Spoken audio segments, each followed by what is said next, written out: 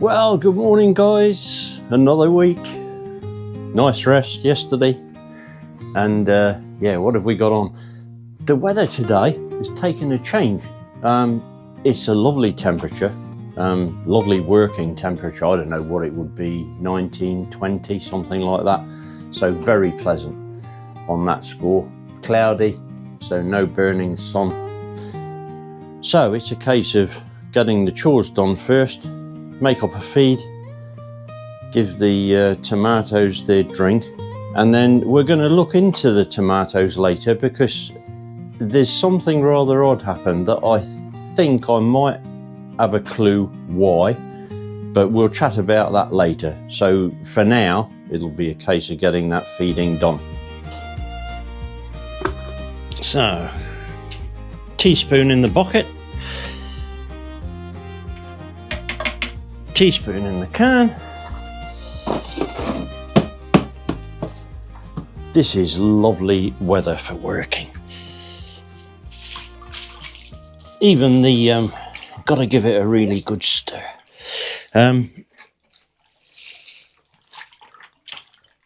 Yeah, it's you just feel more productive when it's this temperature. I had to laugh.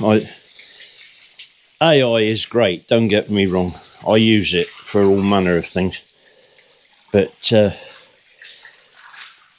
this morning, I had a chat with AI about my tomato regime, and they told me, hang on a minute. Yeah, AI. I do have a few arguments with AI. What does that say about my character? That I argue with a robot. Very strange behaviour. Yeah, I was explaining this morning how I syringe the tomatoes up to 3 times a day. And it told me, don't do this, that's why your tomatoes aren't productive and blah, blah, blah. And so then I added that my tomatoes had been so productive, I was already on my second crop. I had cropped from the floor up to the roof of the glass house, and then I had re-sown in July, and I'm on my second crop. So then he asked, more details please. So I said, yeah, that's fine. I do a feed that is homemade. I do an NPK of 5, 3, 12. And he said, oh, that's going to scorch everything. All your tips of your leaves are going to be burnt. And and they're all going to die of blight because you're putting water on the leaves. And I mean, that's just not happening. But I'm going to show you something that is happening, which I think is a result of the stress that they suffered earlier when they were in pots. And I'll tell you how I've come to that conclusion. Let's take a look.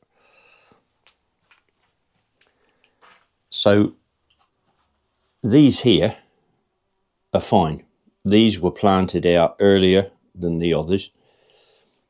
These are great. They need trimming. I know. They weren't done since last Monday. Then you get to these that were grown in pots and were starved of nutrients and proper deep moisture while I was away on holiday. And I remember telling you probably 10 days ago that this one here had gone blind, which isn't a problem because I kept that beautiful strong side shoot that you can see there. So it's just where the head naturally turned into that leaf there. I've just substituted where the head should have been with that lovely strong shoot. So there's nothing lost. And I thought that was just an odd quirk. But then this one did the same. Just produced this huge big leaf instead of a head. Well, that won't be a problem because I'll just keep, you can see there's 2 huge side shoots, and I'll keep that really strong one on the right hand side to replace where the head should have been. You know, I haven't seen that before. And I think it's stress related. It's not stopping. I mean, you can see down, I mean, I can't, but I think you'll be able to see. There's a flower at the back there that I can see with the naked eye. You know, they will come, but just a bit of odd behaviour there. And yeah, cucumbers, I mean, they've, again, we've got a little bit of scorch at the bottom here. Probably when I was away, because they were only small. But coming up, we've cropped 2 cucumbers off this one already. And there's another one probably 2 days away from being picked. And there's more fruit, embryonic fruit up there. This one was probably 5 days behind. But again, you can see there's cues there ready to be picked. Yeah, there's one down there, look. Nice one. So, yeah, I'll pick... Oh, and another one. So, yeah, I'll pick those later. But, yeah, for AI telling me my feeding regime and wetting my foliage is going to kill all my plants, not a chance. Now, I've mentioned in previous vlogs about beautiful buddleia that I saw in the grounds of the Sark post office. For those that aren't local, Sark is a small island about 45 minutes boat journey away from Guernsey. Quaint place. If ever you get the chance to visit, do it. It's very, very interesting. It's a bit like a time warp to go there. So there's no tarmac roads. Travel's done on foot, bicycle, horse, or if you're privileged, you can have a tractor. No street lamps. It's very interesting. If ever you get the chance to go, do. I really enjoy it. Yeah, so I saw this buddleia that was laden with flowers. I mean, not singles or maybe trebles like you normally get on a buddleia, but this just was hanging in clusters, so many flowers that the actual branches were bending low with the weight. So I took some cuttings, and I've got 3 plants now in the garden. And somebody who watches these videos said, God, I would love to get my hands on one of those. So I've taken some cuttings here, and I'll put them in here. We'll see how they go. And one interesting thing, we don't get many of them in the garden, but this year we've had a lot more, is hummingbird hawk moths. And they've loved that plant. I've got one in a big container on the patio, and they've visited it a lot. They really enjoy it, so that's been good. Unfortunately, because of my sight, I don't really see them, but the grandchildren and my wife tell me when they're visiting and try to point them out for me. These lemon cuties have done much better than what I thought they were going to do in the early stages. They've given a good prolonged show and still going strong.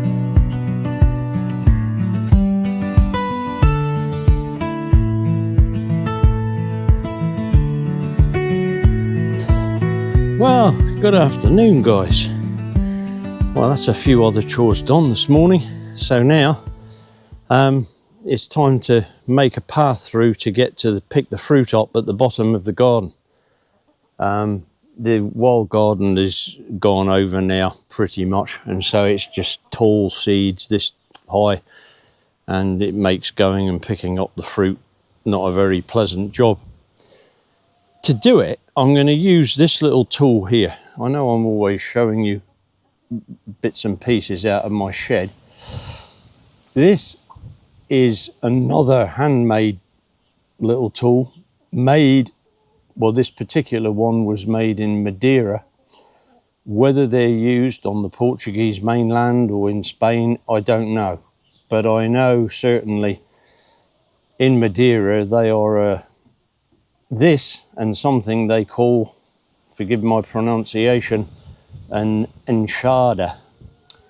That's like a small pickaxe, but it's got like a spade type end instead of a spike.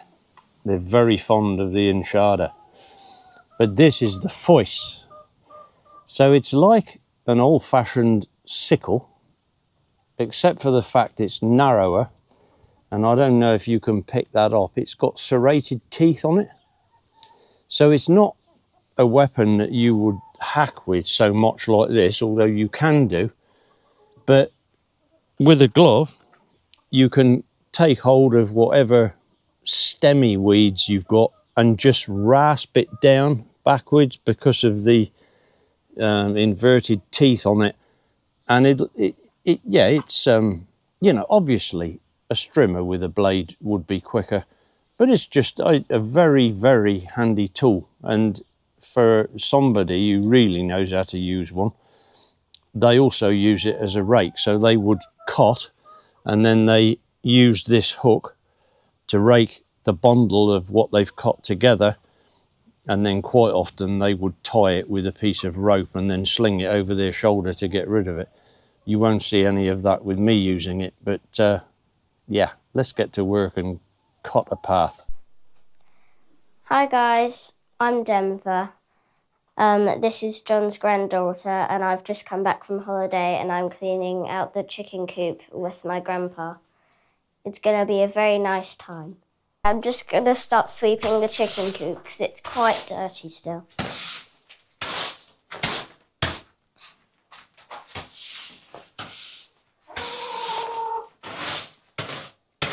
Do Grandpa and Granny keep it as clean as you do? No, probably not. Hey, monkey. Oh, I collect the eggs a lot and I sweep a lot and pick up chickens and feed them. So You'll have to help me collect the eggs afterwards. yeah.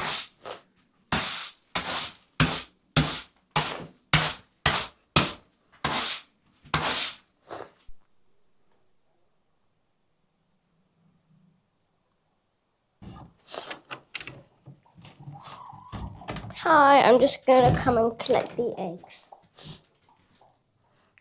It looks like we'll have a lot of eggs today. Normally we get mostly brown eggs because we mostly have not white chickens, so... Grandpa's got 6 wet leghorns. Yeah. Oh, they're champions. Yeah, well, they're not champions to me, but... Oh, hello. This is my chicken, and she's got 2 eggs under her. Oh, right. Is she broody or is she laying? I'm not sure. She's just kind of like being weird. She's just kind of like making chicken noise a lot. Unless this one's new, because it's quite warm. Ah, right, okay. So, hang on, I'll just put my basket up there.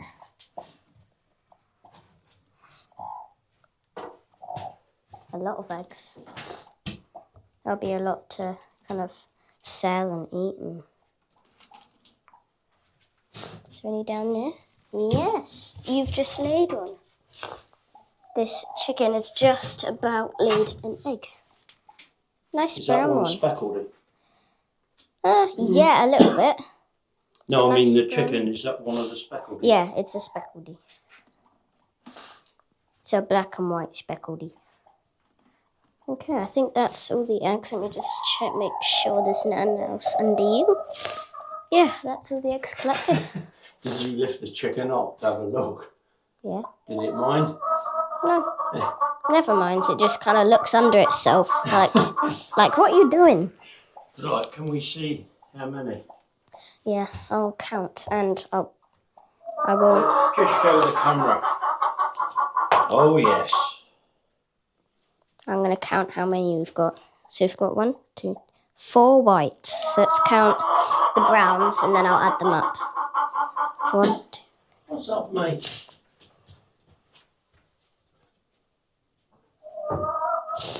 says 11 brown, so that's 11 add 4 is 15. It says 15 eggs. Very good. Oh well.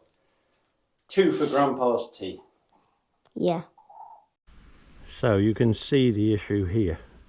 Getting to the fruit trees through this little lot is really a bit, well, it's not impossible, but it's not very pleasant. So I'll cut a path with my foice.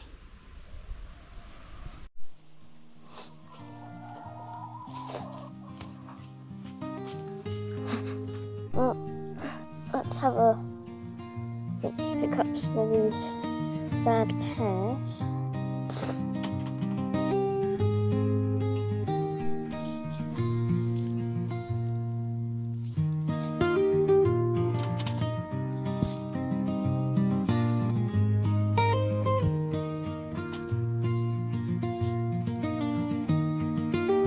For the chickens as well.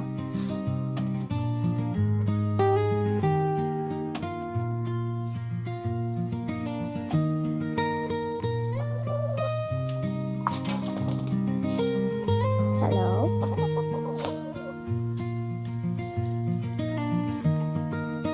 They seem to be loving it.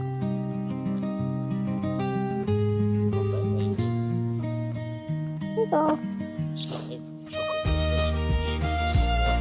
Oh, it dropped.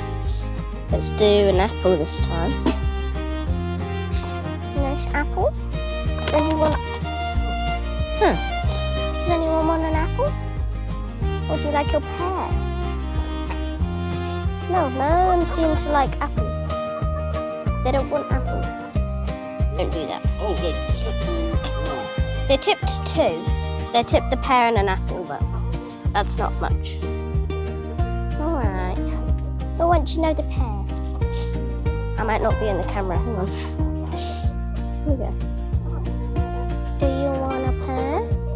Oh yeah, they're loving this pear.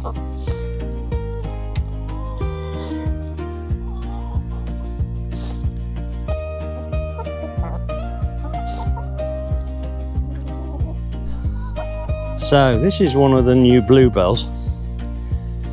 I think calling them blue is a little bit of a stretch. I think probably slate grey is more of an accurate description, but lovely chickens. This one, he feels all gritty where he's been dust bathing. But yeah, their combs are getting bigger, so I think they'll be laying in the next couple of weeks, I would think. Hey? Right, let's put you down. Off you go, mate. So for this I will put my gloves on because there's every chance that there's thorns in here.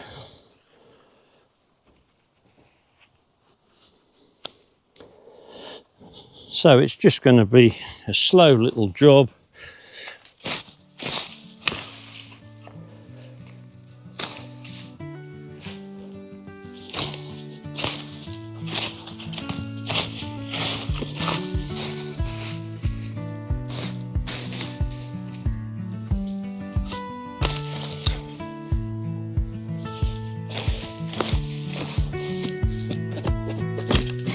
That is very woody.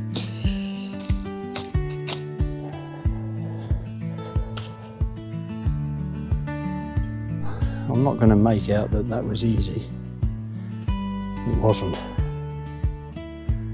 Physically, and in this heat, it was fairly draining. But a wise man once said, "Don't muzzle the ox while he treads out the grain." So I'm going to adapt that a bit. The John paraphrase is, "Don't stop John eating fresh pears while he's cleaning the patch right next to them." Well, Wednesday, I'm looking forward to visiting the West Show. Now,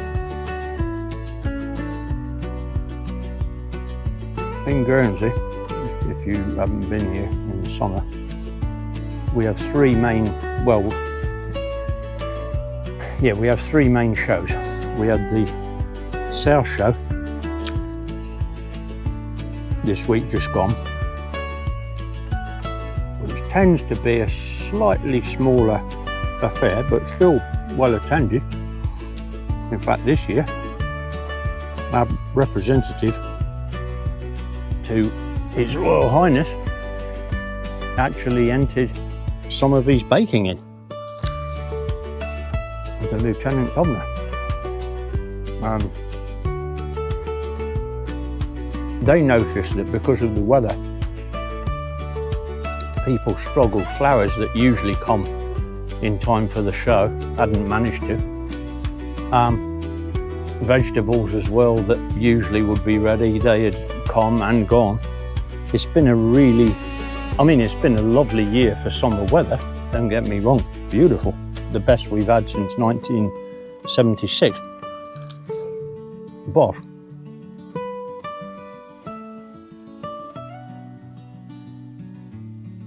you know, a thought just crossed my mind. Let me turn that camera around a little bit.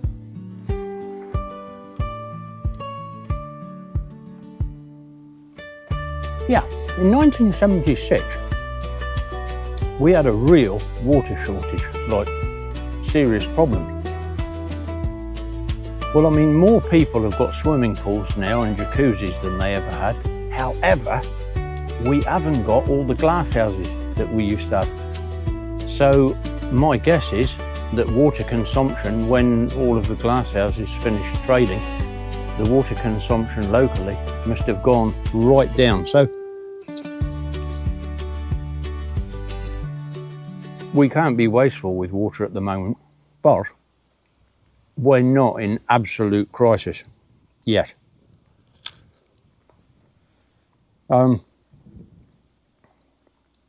But water is expensive, and if you've got a large garden and you're growing all sorts of fruit and veg and you're drawing off mains water, people are going to be a little bit careful. So that will go for the chickens in a minute. Yeah, I didn't go and see the South Show this week. Wednesday, Thursday, I believe it's the West Show. So that's a little bit more out in the country area of Guernsey. And that's situated on our old aerodrome, going back well before me. That's where our aircraft used to land, and it's now just like a big open series of fields and sort of bogland in one area. Even this weather, I passed there to go and see the eclipse last week. There's actually surface water on the land. I don't know how that happens, unless it comes through the shingle bank from the sea. I don't know, but I can't understand how there would be surface water when we haven't had rain for months. And then it's our show. That's the North Show. So if you live in the northern parishes, you can enter that one. And like the West, that's usually a bigger affair. You'll have fairground rides, entertainment in the main arena. Of course, the very popular Battle of Flowers.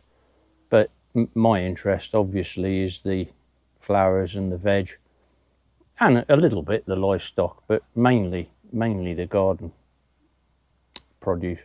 Enjoy that.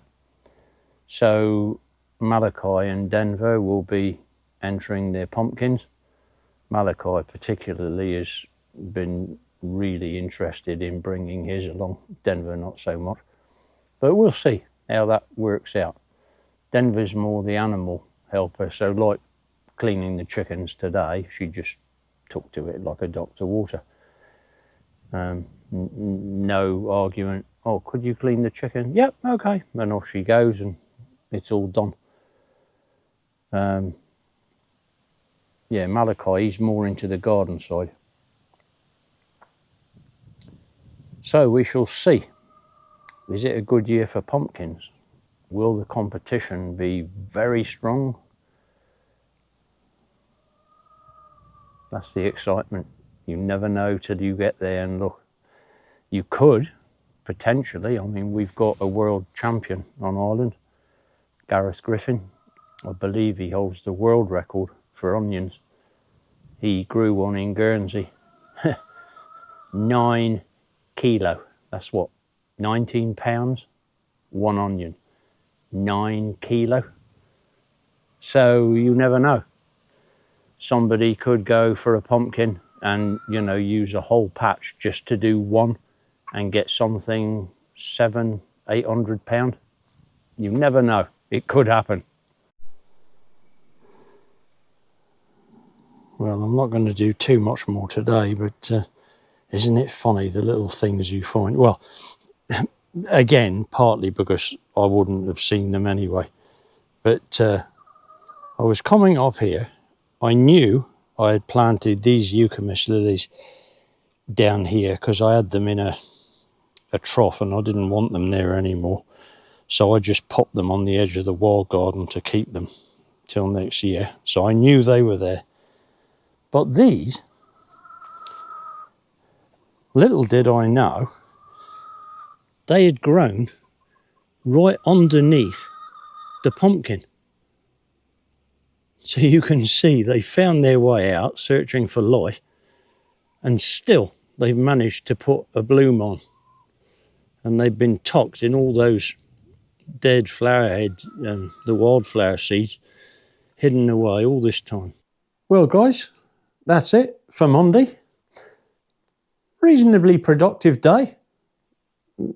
Got a lot warmer later on than how it started looking really encouraging. In fact, we couldn't call it rain, but we had something that fell from the sky for a very brief period in very small quantities. But there we go. Tomorrow, I think probably, I've been leaving it until we had some rain, but I should do a little bit of work in the greenhouse because although the tomatoes have had a bit of strange behaviour, they do badly need trimming and twisting. So, yep, in the greenhouse tomorrow, get that weeded as well. And yeah, we might do a little bit more down in the wall garden, go a little bit further toward the bottom. Maybe weed the dahlias. We'll see. Join me. And then the following day, we head off to the West Show, which will be, yeah, very exciting to see what the gardeners in the West have managed and the farmers to produce in the very difficult circumstances we've had with having no rain for months. So, see you tomorrow. Bye now.